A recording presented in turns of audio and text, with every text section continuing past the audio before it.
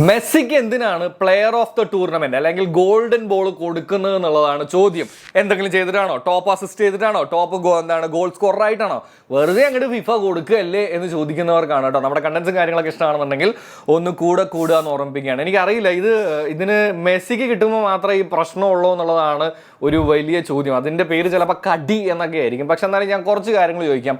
2018 ഒരുപാട് ബാക്കിലേക്ക് ഒന്നും പോകുന്നില്ല. 2018 ലൂക്ക മോഡ്രിച്ച് എനിക്ക് തോന്നുന്നു ഫുട്ബോളിൽ വലിയ ഹേറ്റേഴ്സ് ഇല്ലാത്ത ഒരു ഫുട്ബോളർ ആയിരിക്കും.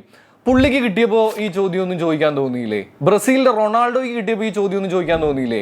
ജർമ്മനിയുടെ ഗോൾ കീപ്പർ ആയിട്ടുള്ള നമ്മുടെ ഒലിവഗാന് കിട്ടിയപ്പോൾ ഇതൊന്നും ചോദിക്കാൻ തോന്നിയില്ലേ? ഇനിയും ഉണ്ട് കേട്ടോ. സിദാന് കിട്ടിയപ്പോൾ ചോദിക്കാൻ തോന്നിയില്ലേ?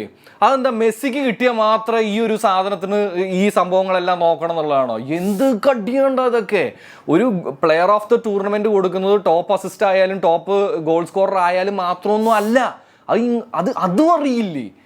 ഇനിയിപ്പോൾ ഡിഗോ ഫോലാനാണ് നമുക്ക് നമ്മുടെ മുമ്പിൽ അങ്ങനെയുള്ളൊരു സംഭവം. അങ്ങനെയാണെങ്കിൽ ഡിഗോ ഫോലാന് മാത്രമേ കൊടുക്കാൻ പാടുള്ളൂ. ഈ പറഞ്ഞവർക്ക് എല്ലാം എടുത്ത് കളയേണ്ടതായിട്ട് വരും. അങ്ങനെയാണോ? എന്ത് പ്രശ്നമാണോ നിനക്കൊക്കെ? എൻ്റെ അമ്മൂ, ഇത് മെസ്സിക്ക് കിട്ടിയതാണ് പ്രശ്നം.